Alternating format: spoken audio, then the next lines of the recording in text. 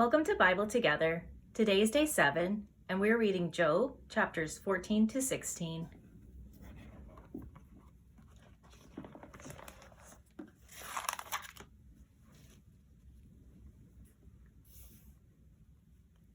Man that is born of a woman is a few days and full of trouble. He cometh forth like a flower and is cut down. He fleeth also as a shadow and continueth not. And dost thou open thine eyes upon such an one, and bringest me into judgment with thee? Who can bring a clean thing out of an unclean? Not one. Seeing his days are determined, the number of his months are with thee. Thou hast appointed his bounds, that he cannot pass. Turn from him that he may rest, till he shall accomplish as an hireling his day. For there is hope of a tree, if it be cut down, that it will sprout again, and that the tender branch thereof will not cease. Though the root thereof wax old in the earth, and the stalk thereof die in the ground, yet through the scent of water it will bud, and bring forth boughs like a plant. But man dieth, and wasteth away. Yea, man giveth up the ghost, and where is he?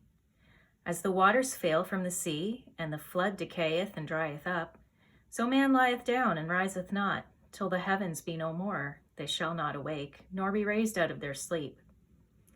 Oh, that thou wouldst hide me in the grave, that thou wouldst keep me secret until thy wrath be past, that thou wouldst appoint me a set time and remember me. If a man die, shall he live again? All the days of my appointed time will I wait, till my change come. Thou shalt call, and I will answer thee. Thou wilt have a desire to the work of thine hands. For now thou numberest my steps. Dost thou not watch over my sins?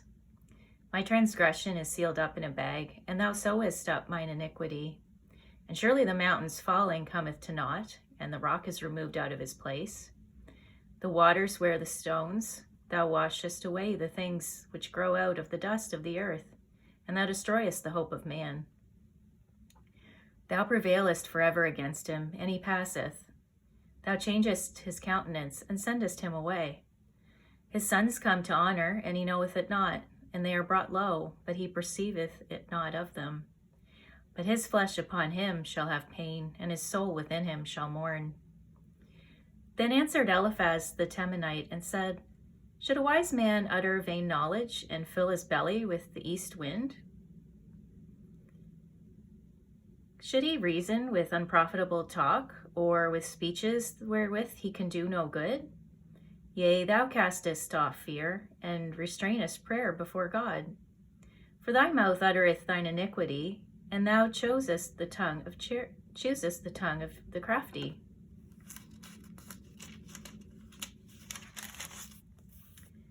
Thine own mouth condemneth thee, and not I. Yea, thine own lips testify against thee. Art thou the first man that was born, or wast thou made before the hills? Hast thou heard the secret of God? And dost thou restrain wisdom to thyself? What knowest thou that we know not? What understandest thou which is not in us? With us are both the gray-headed and very aged men, much elder than thy father. Are the consolations of God small with thee? Is there any secret thing with thee? Why doth thine heart carry thee away? And what do thy eyes wink at? That thou turnest thy spirit against God, and lettest such words go out of thy mouth. What is man that he should be clean, and he which is born of a woman that he should be righteous? Behold, he putteth no trust in his saints, yea, the heavens are not clean in his sight. How much more abominable and filthy is man, which drinketh iniquity like water? I will show thee, hear me, and that which I have seen I will declare. Which wise men have told from their fathers, and have not hid it? Unto whom alone the earth was given, and no stranger passed among them. The wicked man travaileth with pain in his days, and the number of years is hidden to the oppressor. A dreadful sound is in his ears. In prosperity the destroyer shall come upon him. He believeth not that he shall return out of darkness, and he is waited for of the sword.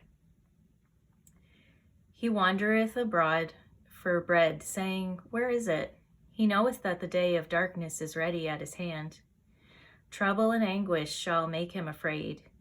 They shall prevail against him, as a king ready to the battle. For he stretcheth out his hand against God, and strengtheneth himself against the Almighty. He runneth upon him even to his neck, upon the thick bosses of his bucklers, because he covereth his face with the fatness, and maketh collops of fat on his flanks. And he dwelleth in the desolate cities, and in houses which no man inhabiteth, which are ready to become heaps. He shall not be rich, neither shall his substance continue, neither shall he prolong the perfection thereof upon the earth. He shall not depart out of darkness, the flame shall dry up his branches, and by the breath of his mouth shall he go away.